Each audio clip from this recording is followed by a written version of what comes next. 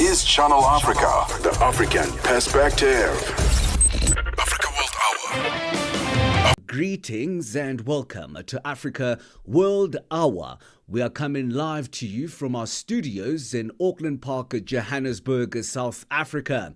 This is Channel Africa, the African perspective, broadcasting live from Johannesburg.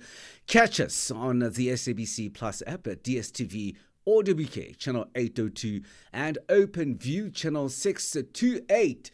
I am Thabiso Lohoko, and let me take you through stories that made headlines today. The United Nations Commissioner for Human Rights has warned of a deteriorating situation in South Sudan following a sharp increase in hostilities between government forces and various militias. Volker Turk said all parties must urgently pull back from the brink and observe the peace agreement signed in 2018. Medical charity Doctors Without Borders says there is a risk of public health catastrophe in the Ethiopian town of Matar, where up to 85,000 refugees have fled from heavy fighting in South Sudan's Upper Nile state. The BBC's Anne Soy has more. Doctors Without Borders says the local infrastructure in Matar, Western Ethiopia, is stretched beyond capacity. It warned that a health disaster could be imminent following a resurgence of waterborne diseases like cholera and acute watery diarrhea.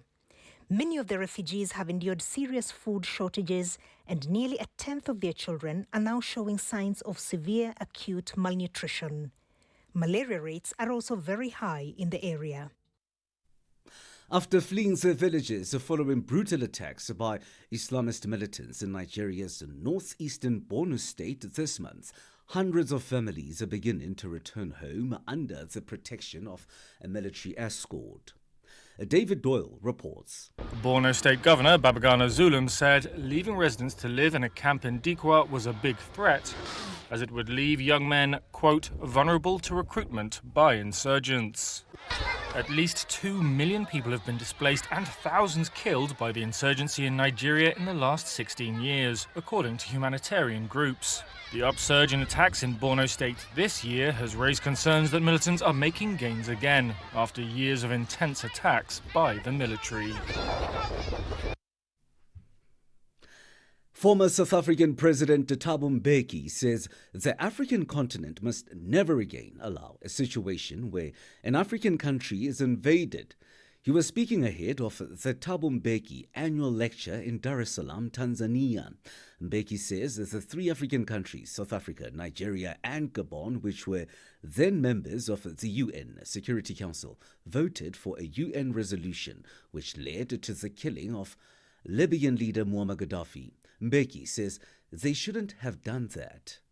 When the Security Council met to discuss the resolution on Libya, the South African ambassador, he was a member, temporary member of the Security Council at the time. He ran away and tried to hide somewhere because his instruction from his boss in South Africa had been to vote in favor of the resolution. So he went and hid himself somewhere. And the US ambassador at the Security Council looked for him. They found him and they took him physically into the UN chamber so that he must vote for this resolution, which he did, to destroy Libya. Nearly a third of the 260 miners stuck underground following an accident at Sibanye Stillwater gold mine in South Africa were brought to the surface today. The miners were stuck underground after the hoist system used to access a shaft at the Kloof gold mine was damaged in an accident on Thursday. Alice Rizzo reports. National Union of Mine Workers Health and Safety Chairperson Duncan Luvuno said none of the miners had been injured or killed, but that they had been without food or drink for 24 hours. They were trying to take up some materials up the shaft, and unfortunately it fell down, it cut the cables, it cut a number of walkways or travel ways for the shaft to come up. Kloof is one of Sibanye's deepest mines and is located about 37 miles west of Johannesburg. The company is among only a few South African miners squeezing profits from some of the world's deepest and costliest gold mines. At the Kloof 7 shaft, where the incident took place, it is digging for gold at depth of about 2 miles down. Sibanye earlier said all workers were safe and had been gathered at an assembly point and that food had been provided. US President Donald Trump cranked up his trade threats today, targeting both smartphone giant Apple along with imports from the entire European Union, sending the global market roiling after weeks of de-escalation provided some reprieve. Francis Maguire reports. Trump threatened to impose a 25% tariff on Apple for any iPhone sold but not manufactured in the US. More than 60 million phones are sold in the country annually, but the US has no smartphone manufacturing. He also said he would recommend a 50% tariff on the EU to start June 1st. It would lead to big levies on luxury items, pharmaceuticals and other goods produced by European manufacturers. George Buckley is Nomura's chief European economist. Well, I mean, this would be a disaster for trade. It's a significant uplift in what Mr. Trump was talking about doing originally, which was the 20% reciprocal tariffs. I think a lot of people had hoped that the delegation which was being sent to the US was going to provide some ideas and concrete ways forward in which to reduce that 20% reciprocal tariff. And that's rather Francis Maguire on that report. Broadcasting in 5 different languages, connecting the continent. This is Channel Africa, the African perspective. Africa World Hour. Africa World Hour. Unpacking global headlines from an African perspective.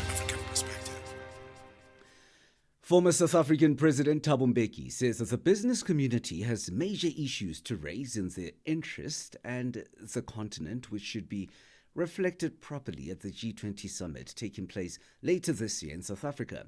He was speaking at a dialogue on building consensus for South Africa's G20, reigniting Africa's renaissance in Dar es Salaam, Tanzania. The Thabo Mbeki and Julius Nyerere Foundations hosted the discussion. Dantla Matlang reports. As Africa grapples with a number of challenges, the continent's business community gathered in Dar es Salaam to discuss possible solutions to address them. They say with South Africa hosting the G20 summit in November this year, it is profound and critical that these issues be tackled with urgency and clarity. Former South African President Thabo Mbeki says the summit is especially relevant as Africa navigates the complexities of a new international scramble for its resources and geopolitical influence. We as the private sector want particular things to be attended to on the continental level and even between the continent and the rest of the world. And therefore would want this G20 to take particular decisions. But do we have the capacity as his business people to get that kind of outcome? The G20 summit will be in November. We've got between now and November to make sure that whatever needs to happen, that we want to come out of the G20 in terms of global policy about Africa, between now and November that input is made. Not by South African business alone and Tanzanian business alone, whatever business alone, but as Africans. But do we have the capacity? I don't know. I think if I challenged people here to stand up and answer that question, they would say, no, we don't have. And that's the truth. He has challenged the business community to act and unite in raising issues at the G20 summit. So I think it's just Africa Month. One of the decisions we must take is that we met as Tanzanian business people during this Africa Month. And we paid attention to the fact that we've got a very good opportunity to place on the global agenda various matters of concern to us because of this situation with regard to the G20. And because of that, we, the Tanzanian business community, decided that we are going to rally the whole continent, as business-wise, to act together to produce this kind of outcome. If we could take a decision like that and act on it, and I'm quite sure that the two foundations, the Mwalimu Nyerere Foundation and Thabo Mbeki Foundation, would assist in the process of marketing that idea around the continent to say, with African business, we've got many major issues to raise in the interest of business and the continent, which we want reflected properly in this G20. Vice President for Government Relations and Community Business Partner at Anglo Ashanti, William Lishilo, says the role of the private sector in policy formulation is crucial, and the African Union should take its rightful place in tackling challenges faced by the continent. It is important and critical that when government puts together policies and frameworks on business, that it involves business itself. Business policies cannot be drafted and be expected to be implemented by business without business not having been involved, because there would be resistance. It may not work. And we see this misalignment between government and business because there is no alignment at the talks or on the table. Therefore, I'm making a call that business needs to be on the table in the discussion of policy to ensure that these policies are implemented, because these policies are to be implemented by business. And therefore, it's important to have that alignment and buy-in at the drafting process of business. A lot has been spoken about G20. I will not say more than what the President has said. Safe to say that the role of African Union needs to be looked at very seriously, Mr. President. A lot of things are happening in Africa. There's been conflicts and wars in Africa. There's been coups that has happened. We have not seen or heard the voice of African Union. I don't know whether it has been killed as well, but it's there, I believe. And therefore, we do require African Union to be re-energized, to take its role and position. The dialogue was hosted ahead of the Thabo Mbeki Africa Day lecture taking place on Saturday. It will be hosted under the theme The State of the Continent at the Julius Nyerere International Convention Center. Reporting for Channel Africa, I am Nhlanhla Mahlangu in Dar es Salaam, Tanzania. Ahoy, matey! Captain here to help, right, boys? Set sail with us on a digital voyage like no other. Channel Africa has a treasure trove of awesomeness. That is our website and social media pages.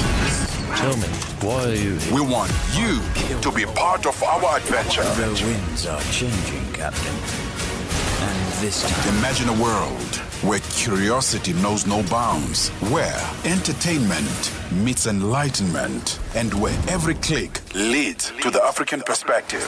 Visit us on our website, www.channelafrica.co.za, or follow us on Instagram or on X at Channel Africa One.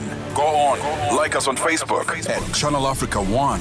So, spread the word. Tell a friend that Channel Africa's online variety is what they need on the web. Channel Africa, the African perspective. Africa World Hour. Africa World Hour. Unpacking global headlines from an African perspective. From Tanzania, we now move to the DRC, where the Senate has voted to lift former President Joseph Kabila's immunity, opening the door to possible prosecution over alleged ties to the M23 rebel group. A DRC government has also moved to suspend his political party and seize the assets of its leaders. Joining us on the line from Kigali is Jean-Baptiste Kasominari, a lawyer and political analyst, to help us unpack what this means for Congo and the region. Good evening, Jean-Baptiste. Good evening. What does the lifting of Joseph Kabila's immunity mean politically and legally? Well, illegally it means that he can be prosecuted for what is being alleged that he has done.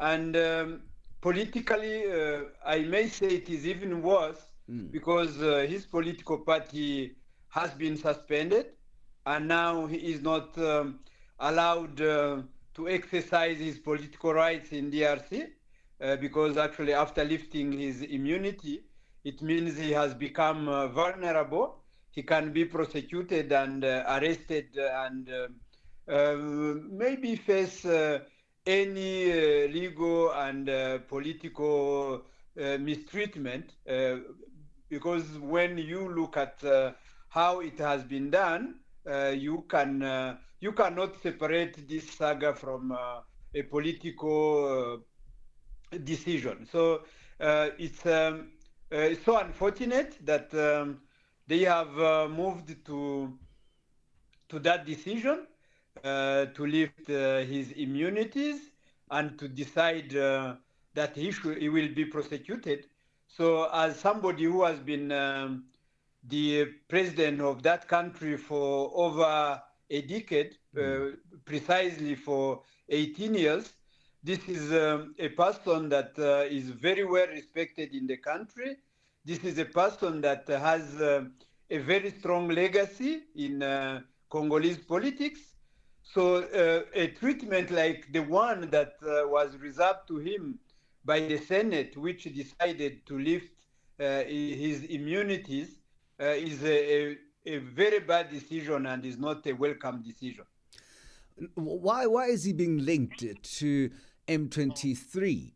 And are these allegations anything to go by? No, actually, I think it's because M23 is now an active rebel group, which is fighting in the eastern part of the country. It has seized a big chunk of DRC land in the eastern part, precisely North and South Kivu. So anyone that the government wants to accuse of anything links him or her with M23, because this is something that can be easily understood. And, you know, because it is serious, the country is at war. So associating anyone with that war and that rebel movement would be like sacrificing him politically. So I think what they are putting forward is just that to convince the opinion that this person is an enemy of the country, that he is working with rebels, but there are no strong evidence linking President Kabila with AFC M23. Because as an independent analyst, I may say that if Kabila was with this rebel movement, I think that rebel movement would be very far by today, because it will have a support of a very significant weight of a former head of state. I think it's just, they are baseless allegations, but politically, it is easier to understand those allegations and why they are prosecuting or why they are requesting to prosecute a former head of state. Jean Baptiste, the resurgence of M23 in Eastern Democratic Republic of Congo, how has it affected that area? And why is it that Eastern DRC is strategically important? Well, war has been there for quite some time now. Actually, we are talking about M23 today because it is the one that is active. But this eastern part of the country has been at war for the last 30 years. So definitely this war has affected this area. It has affected the people living in the eastern part of DRC. Obviously, you know, when there is a war, there is a loss of human lives, there is a loss of property, infrastructure demolished. You know, people are not going to work because there is a war. So the eastern part has suffered this war for quite 3 decades, and this is a very, very, very traumatic and very unfortunate that it has happened that way. So saying that a war has never affected an area where it is being fought, I think that would be overlooking the truth and overlooking the facts. So responding to the first part of your question, I may say that the war has affected this region and very negatively. Washington is trying to foster a peace deal, and at the center of it is mineral investment. Would you say that Washington's interest is exacerbating the situation? Well, I don't think so, because since when Washington stepped in, we may say that there is a relative calm on the ground, because the war that was being fought, which was very cruel, is no longer as cruel as it was, even though it hasn't stopped completely. But at least we can witness a kind of trust, a kind of truce that is ongoing. So belligerents are not fighting. As you said, Washington is trying to foster a peace agreement between the warring parties. So we are optimistic that maybe it may lead to it may lead to a solution that maybe will last. But if there is what I may say, that goodwill or that commitment from both parties who are warring parties in the war, I think it may help. But if that goodwill is not there, then I think it will be a status quo. How are the Easterners reacting to this crisis? I'm sure there must be havoc.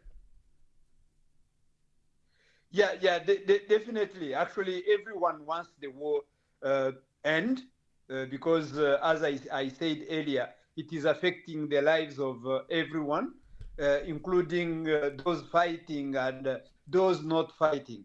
So the reaction is everyone wants the war to end, and everyone wants a solution to be found as soon as possible.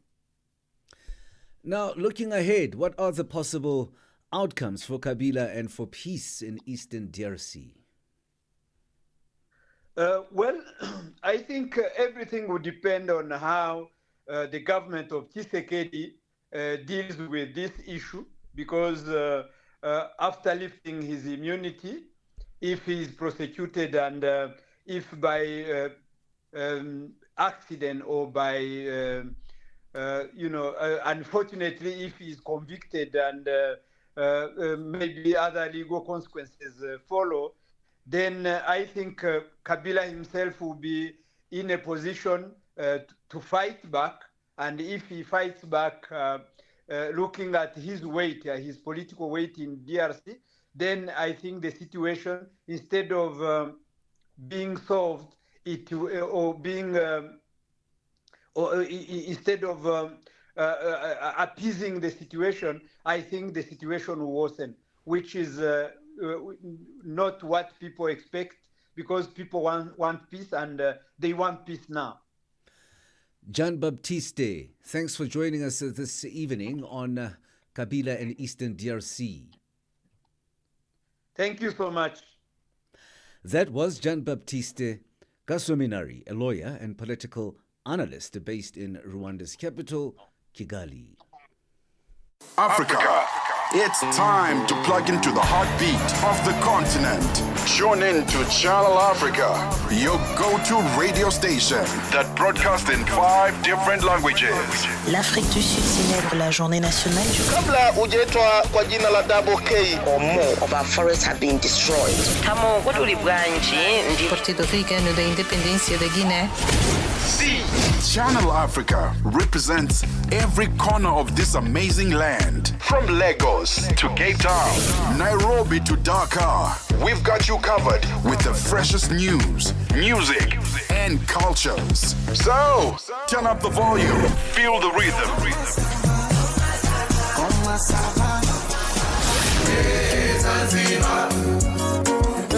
Enjoy the conversation. Channel Africa, the African perspective. Join the birthday celebrations this month. Happy birthday to you. Still connecting Africa to the world. Channel Africa, the African perspective. When the sun goes down, we don't stop the talk. Channel Africa, the best time radio.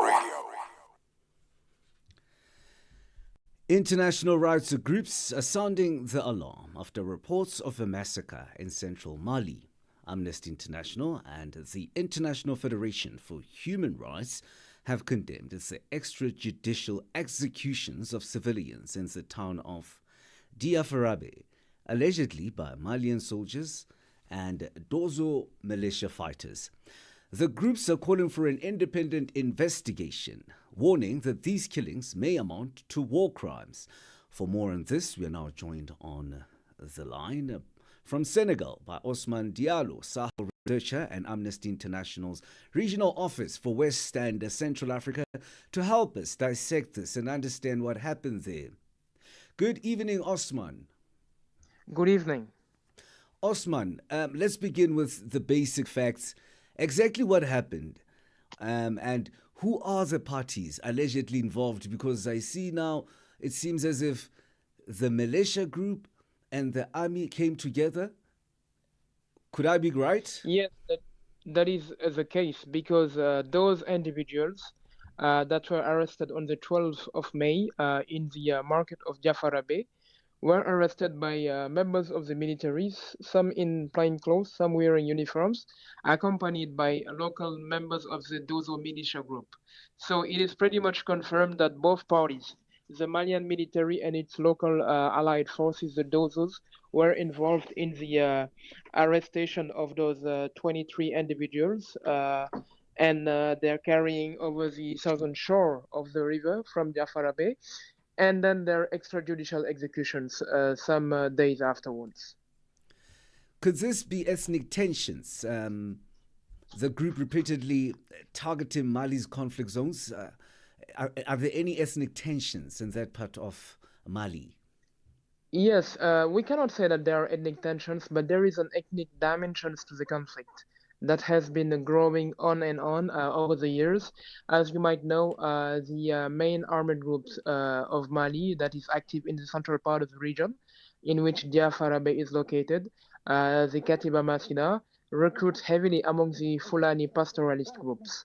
And as you might know, the 22 civilians that were extrajudicially executed were members of the Fulani group, but they were not members of an armed group, but they were civilian traders that were acting in a town that is essentially Fulani, and that were arrested by members of a Dozo group that is affiliated with another ethnic group. So that is one of the issues right now with the conflict, because according to some testimonies, a group of around 30 persons were arrested initially at the market, but at the end of the day, the military released members of the group that were not that did not belong to the Fulani ethnic group.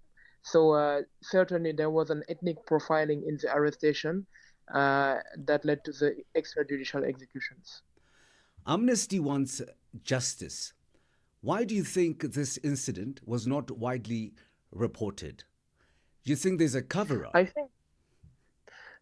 think this incident was quite reported when you consider it with other previous incidents of a similar nature. There has been a lot of condemnation. We have had a reaction from the Malian army that say that it has heard the allegations leveled in Diafarabe and that it will launch an investigations. From the villagers and the witnesses that we interviewed, we know that the gendarmerie, the military provost, were deployed in Diafarabe 2 days afterwards to investigate about the allegations. But to our organizations, whether Amnesty International or the Federation of International Human Rights, it has to go beyond that, beyond the announcement of investigations, and to really explore the drivers of those potential war crimes that consist of the extrajudicial executions of unarmed civilians that pose no threat to the military, and also to the perpetuation of this cycle of violence. Because this is not the first time that an investigation is announced after mass massacre. We have heard that many times, but what is lacking in Mali is true justice and accountability. Katiba Masina claimed an ambush weeks earlier. Do you believe that the Diafarabe massacre was an act of retaliation? If so, how does this fit into the larger cycle of violence? This is probably the case that the Jafara Bay massacre was an act of retaliation. As you have said, on the 27th of March, military patrol that was operating alongside with members of the Dozo militia was ambushed by the Katiba Masina, and around a dozen officers were killed and 24 militiamen were killed. This happened 7 kilometers from Jafara Bay. Not far from the place where those people were arrested on the 12th of May. And we know from the witnesses and from the people of Jafara Bay that we talked to, that since April there have been arrests of people whose fate is currently unknown. And the fact that Dozos and the military were all involved in the illegal arrestation of the traders during the market and their event persecutions points to the cycle of reprisals against civilians for attacks that armed groups such as Katiba Masina. And unfortunately, this is not the first time that this pattern is noticed. In Sebabougou in March, it was a similar case. And if you look at other incidents, whether in Mali and Burkina Faso, whenever Islamist armed groups that heavily recruit among the Fulani attack the military or local militiamen, often you have reprisals against civilian communities, civilian Fulani traders or people that goes about their business that live within communities. Do you believe that the military will live up to its promises of conducting thorough investigations and getting back to you as amnesty? I'm not sure about that. We'll see, and I hope they really live up to that expectation. If you look at the pattern of the last 5 years, there has been no accountability for all of the mass massacres that have been committed in Mali. Whether Ogosagu, the first mass massacre in which around 157 persons were killed, or even in Mora 3 years ago, where around 500 persons were extrajudicially executed by the Malian military, alongside its Russian partners Wagner. So there has been no accountability for that, and that pattern doesn't look very positive towards redress for the killings that have occurred in Jafara Bay last week. Osman, we'll keep tabs with you and see how far you have gotten insofar as getting broadcasting on this incident. Thanks for your time this evening. Thank you very much. That's Osman Diallo, Human Rights Watch Sahel researcher, joining us on the line from Senegal. Broadcasting in 5 different languages, connecting the continent. This is Channel Africa, the African perspective. When the sun goes down, we don't stop the talk. Channel Africa, the best nighttime radio. Africa World Hour. Africa World Hour. Unpacking global headlines from an African perspective. In a compelling recent opinion piece, Ambassador Amina Mohammed, former Kenyan cabinet minister and a member of the Global Women Leaders, GWL Voices, and Susanna Malkora, the organization's president and co-founder, made a powerful case for why the African Development Bank, AFDB, must seize the historic opportunity to elect its first woman president. Their call to action centers on Swazi Shabalala, a seasoned financial expert and current senior executive at the bank, whose candidacy, they argue, represents not only a milestone for gender equality but a strategic choice for the continent's future. Peter Ndoro caught up with Amina Mohammed to discuss why this moment matters. He began by asking why she and GWL President Susanna Malkora wrote the opinion piece. So let me first of all thank you very much for allowing us to explain why we did the opinion piece, and I'll provide some context. We are GWL, an organization of 77 women leaders, and we come from all regions of the world. We're actually from 42 countries and very diverse backgrounds. We're committed to building a gender-equal international system that effectively responds to the challenges that we face as a globe today. Challenges such as sustainable development, challenges such as peace and security, good governance, the rule of law, human rights, and obviously, representation of women. We produced a report, and the report is called Women in Multilateralism. It analyzes the gender composition of heads, senior management teams, and governing bodies of the world's most important international organizations, multilateral organizations. This year, we've actually published the third edition of the report, and I would request you to look for it. We could actually send you a copy. It serves as a tool to track leadership candidacies within all these organizations. So in this particular case, we were following the process of the African Development Bank, one of the institutions that we have been tracking and that has never been led by a woman and is included in our reports. The FDB remains actually one of the 19 international organizations that have never, ever had a woman at the helm. And so this election is a historic one. It provides a wonderful opportunity to elect a woman to lead the FDB. We think that that would be a very bold and timely response to Africa's call, and I know that you probably know the AU has been calling for inclusive and visionary leadership. And so this would be a wonderful opportunity to actually ensure that that happens. Apart from the fact, obviously, that it would recognize the milestones that women have been able to reach, their achievements, the inclusion of women in such positions. So the whole arguments around inclusivity and equity and women's representation and population and demographic growth on the continent. And so really the time for a woman to take up the leadership of an organization that has never had a woman at the helm is now. And that's why we felt that it was an opportunity we would not let go. We would speak our minds. We don't have the vote, but we would speak our minds, and we will see how much we can actually lobby, talk to leaders, knowing full well that it's the Board of Governors that will be doing the election.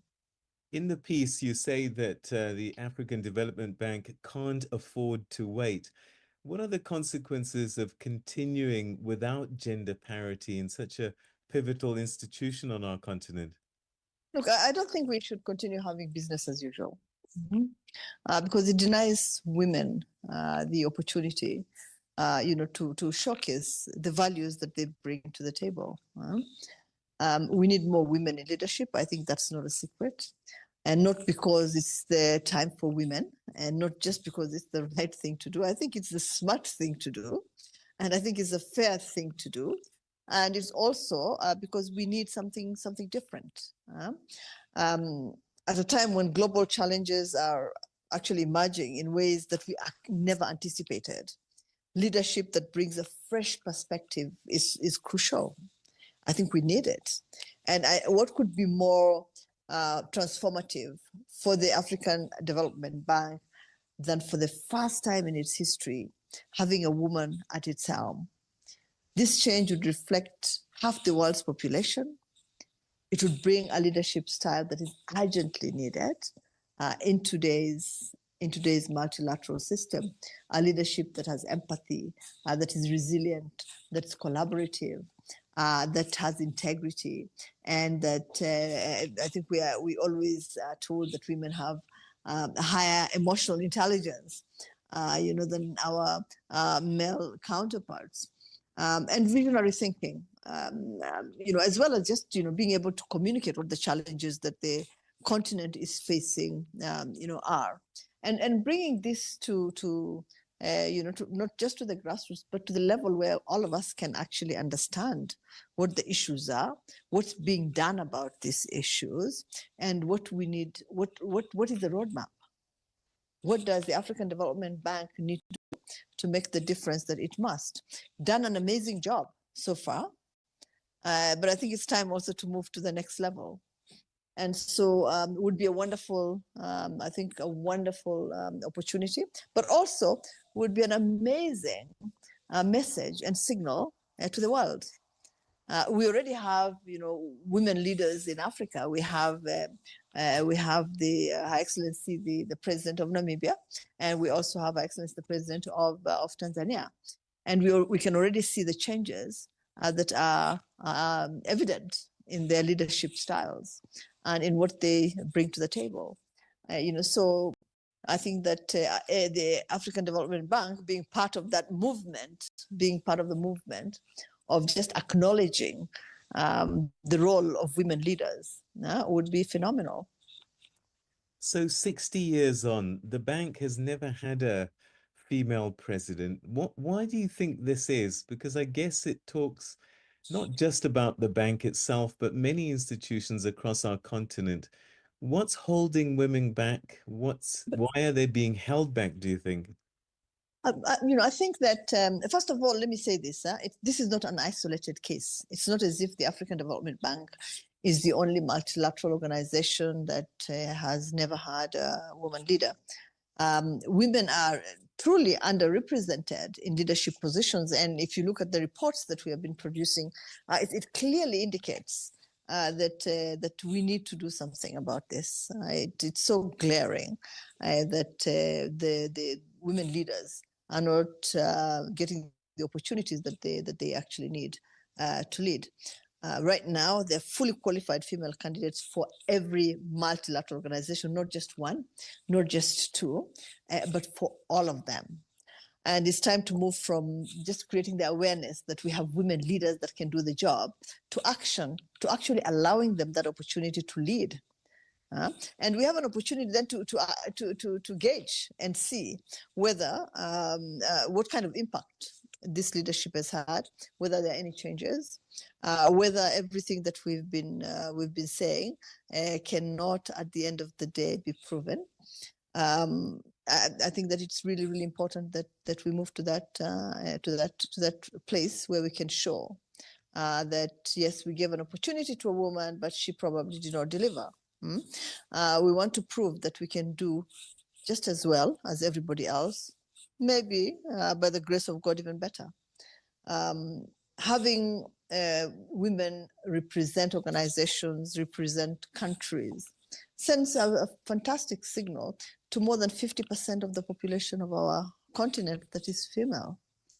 It sends a wonderful message to the young women that are in university, that are working, that have begun their lives, to see that, look, if I actually work hard, if I'm committed, there's nothing that stops me from taking up a leadership position. The sky is not just the limit, because that glass ceiling has been broken. I just named, our African, women presidents, but we want to fly into the open skies, and showing that is possible, I think for us would be extremely, extremely important. And therefore, the question that we should be asking is, why should a woman not lead the African Development Bank? It's not whether a woman can lead it, but why can't she? And how can her leadership actually drive real change? And let me just say this very quickly, because we don't expect a single woman to fix anything overnight. It's not about finding, superheroes. But we do know that systemic change starts with different leadership. And that means breaking the cycle of appointing the same kinds of leaders with the same perspectives and expecting different outcomes. I'm curious about a perspective, and I think you might have partly answered this question earlier. The perspective that a woman could bring to an institution like the African Development Bank, especially when I consider things like the role that women play in agriculture, for example, and food security on the continent. Would a woman leader have a different focus on some of the needs on the continent? Well, you see, some of the organizations, to their credit, have had, women leaders. We had Helen Clark, who is a member of Global Women Leaders. She was the Prime Minister of New Zealand. I think you remember that, and she became the head of UNDP. We have Irina Bokova, who headed UNESCO. And we saw what kind of change the leadership that they held these organizations brought, what the impact was, how they led. And again, I would repeat the same thing with empathy. Collaboratively, they built teams so that if they walked away, the team would still be functional. They were emotionally very intelligent. And their thinking was very visionary. So they planned really ahead many, many years. So even after they left, the plans that they put in place were still, relevant. And they were able to bring a lot more people on board because they communicated effectively about what they were doing, where the challenges were, what the opportunities were. They were able to very, very quickly, as they took over the organizations, to actually link up with the groups that needed their support the most, and where they could show the work of their organizations being, impactful. And so I think that, look, I mean, it's a challenge. It's a challenge for us to show that we can actually do it, that we have the courage to do it, that we are bold enough, and that the taste of the pudding is in the eating. Give women a chance, and let's see what really happens. We've seen what happened with organizations and countries that were led by women. There's no, I think, shortage of at least I think they must be in their tens. Countries like India were led by women, and a few other countries that we know. Philippines was led by women. We have Namibia now, and already the change is visible. President Suluhu in Tanzania. In Liberia, we had Salif Johnson, who actually made Liberia into what it is today. She played a really crucial role. So the impact can still be felt today. She's still held in very, very, very high esteem. And so that should actually tell us that given a chance, women can lead just as well as their male counterparts, and sometimes they bring something, slightly different to the table that actually adds value because it wasn't there before. So I still believe very, very strongly that all of us as an international community, but also as a continent, have a duty to recognize the work that has been done by women so far. They have held, they've been heads of government, they have been ministers of finance, ministers of foreign affairs, ministers of defense, ministers of education, ministers of the environment. So they've held positions that clearly showed that given the opportunity, they deliver. And they deliver efficiently, they deliver effectively. And this is another opportunity to show that. And so I am wishing Her Excellency Swazi Shabalala all the best. We think should make a wonderful president of the African Development Bank as global women leaders. Broadcasting in 5 different languages, connecting the continent. This is Channel Africa, the African perspective.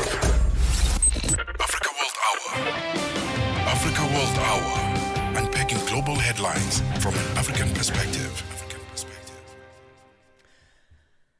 Global e-hailing service Bolt today held the South African leg of its Accelerator Awards ceremony in Johannesburg to celebrate the top winners of this program.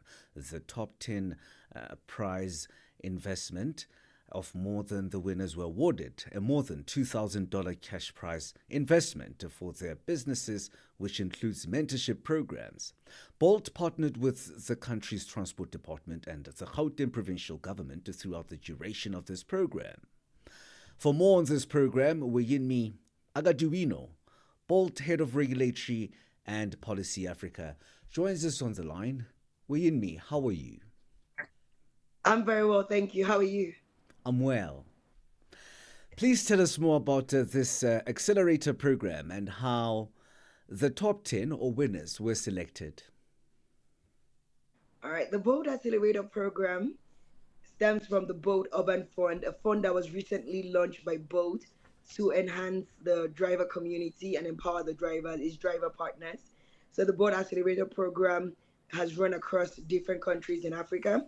So we started in Nigeria, moved it to Kenya, Ghana, and then we launched it in South Africa.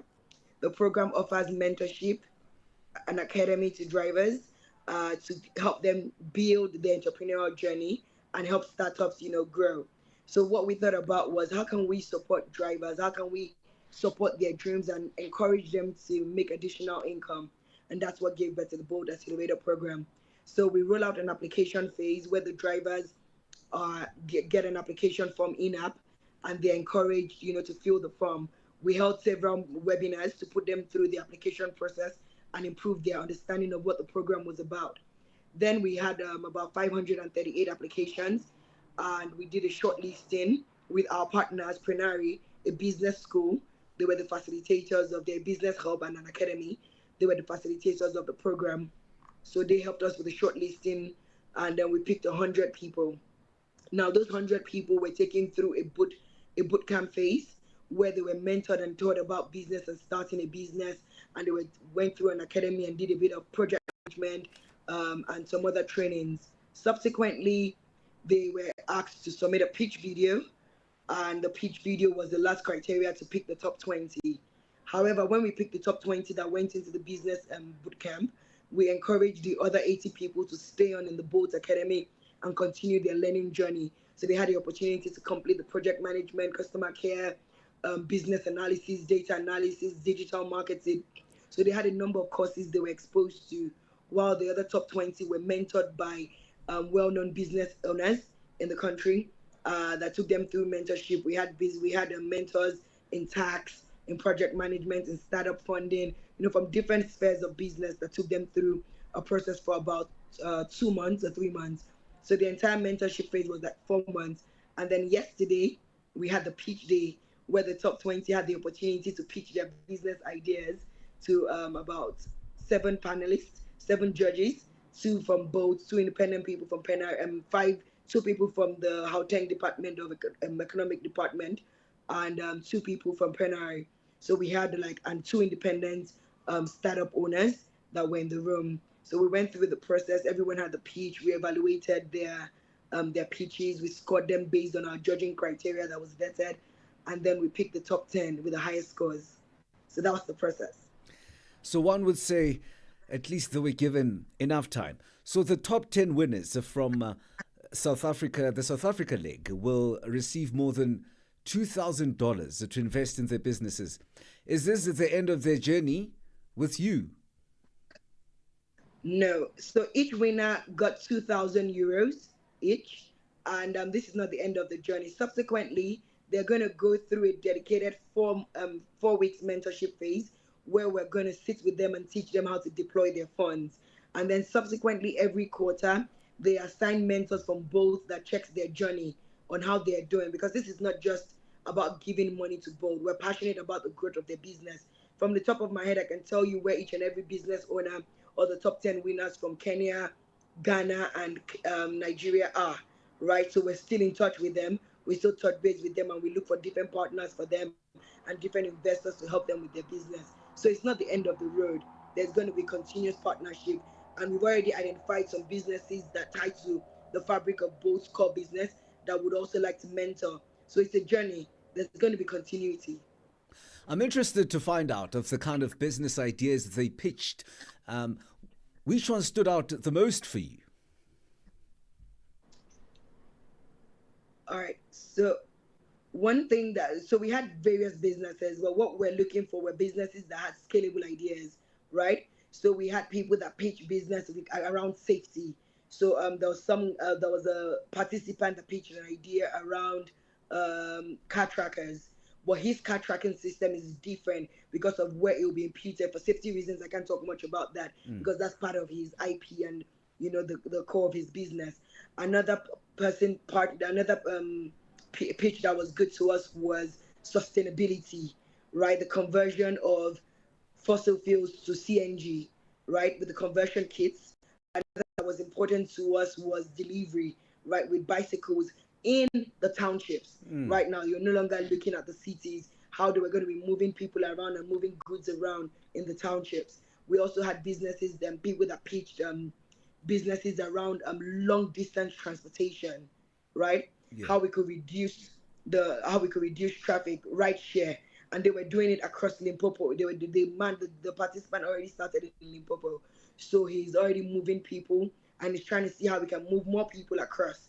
So that stood out to us because again, it reduces the cars on the road, and that's what we're aiming for. Sustainability, less cars on the road, reducing our carbon footprint. The program is a success in many parts of the continent. How has it been able to shape the lives of budding entrepreneurs? That's a beautiful question. So, you feed one, you feed 10. That's how it goes, right? Drivers, when we interact with our driver partners, we came to realize that some of them were on the platform out of necessity to survive, right? We had people that have done their PhD, that had master's degrees, people that had gone to university, but they didn't have an idea on how to move ahead, how to birth their entrepreneurial journey, how to birth a business. So they're just on the platform driving. Some of them don't even have understanding of how to save money, how to keep track of their income. So the first thing we started with was was financial literacy. And then we now progressed to the Bolt Academy and the Bolt Accelerator program. So we've been tracking this and we've been building this program from the back end before we launched. So for us, it's to see how we can encourage and help these drivers start, to push them, to kickstart them, to be able to start this journey on earning independently. So you can still be on the platform, but still have other sources of income. And another interesting thing about the program was we didn't limit it to only our driver partners. We opened it up to their spouses or their children. So if you had a child that was up to 18 that had a business idea, or a spouse that had a business idea, we encourage them to actually apply as well, so that we're building an ecosystem for the drivers and their family members to thrive. Before I let you go, Yinmi, what could be next for the program and how do you plan to expand it further? All right, my big dream is to have a Bolt Accelerator Africa, where we bring all the winners from all the African countries we've held the program, and have the Africa Accelerator program with investors. Yeah. That's our big dream. Yeah, it's capital intensive, so we're working towards that. However, we hope to have a 2.0 next year. We would look at lessons learned, build up on what we have. Now that the program has gained traction in South Africa, we have more people interested. We have the Gauteng Department of Economic Development. They're interested. They want to actually support us. They've actually introduced us to a bit of financing opportunities for to the driver partners. So it's going to be bigger next year. We're going to see more next year in South Africa. And hopefully before the end of this year or early next year, we would have the Bolt Accelerator Program Africa. That's all beautiful, Wayinmi, and I love the spirit. Thanks for your time this evening. Thank you. That's Wayinmi Agadiono, Bolt Head of Regulatory and Policy in Africa. Broadcasting in 5 different languages, connecting the continent. This is Channel Africa, the African perspective. Africa World Hour. Africa World Hour. Unpacking global headlines from an African perspective. And that brings us to the end of Africa World Hour. It's a Friday. Africa World Hour comes back again on Monday. Have a lovely weekend. It's been nice being with you.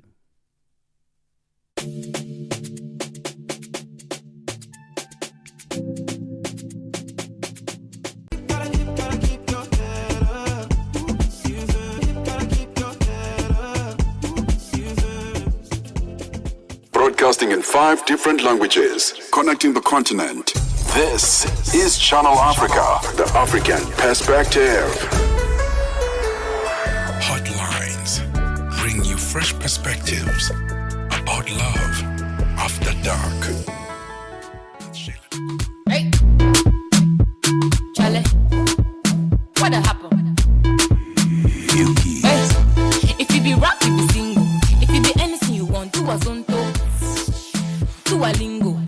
bad girl, go down. Aye. If you be rap, you be single. If you be anything you want, do a lingo. Do a zonto. Bad girl, go down. Aye. 1 till 5 p.m., 5 till 6, we put on a little bit more color.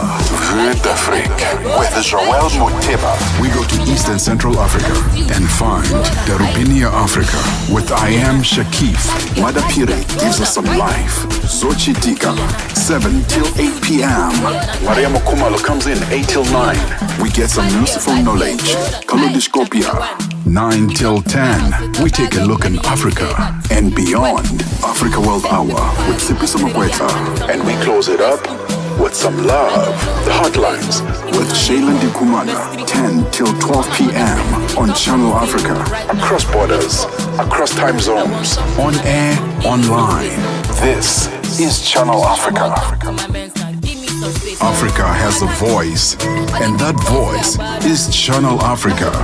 It keeps you in motion, speaking, singing, questioning, rising.